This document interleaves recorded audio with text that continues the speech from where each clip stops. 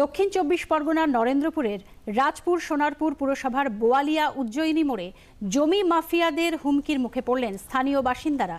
জলাভূমি ভরাটের প্রতিবাদ করায় তাদের গুলি করে হুমকি দেওয়া হয় বলে অভিযোগ স্থানীয়দের। এলাকাবাসী রুখে দাঁড়ানোয় শেষমেশ জেসিবি ডাম্পার নিয়ে পালিয়েছে অভিযুক্তরা। পুলিশ প্রশাসনকে জানিয়েও কোনো কাজ হয়নি বলে দাবি তাঁদের।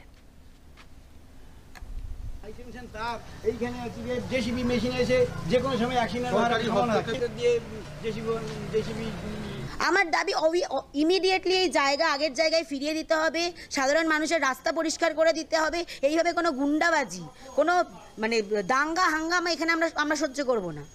আমার এটা পাড়া, আমার একদমই জলজমি ফিরিয়ে দিতে হবে এবং এই অঞ্চলে যেন আর কোনো জলজমি এইভাবে ভরাট না হয়। পুলিশ আসা সত্ত্বেও, কাউন্সিলরকে এতবার জানানো সত্ত্বেও এত বড় সাহস এরা কোথা থেকে পাচ্ছে যে এই পাড়ায় এসে এই পাড়ার লোককেই হুমকি দিয়ে যাচ্ছে। আমরা চাইছি এটা পার্ক হোক, ভবিষ্যতে আমরা আগে থেকেই প্ল্যান ছিল এটা পার্ক হোক, সরকারি পার্ক, শিশুরা খেলবে, আমরা গল্প করবো।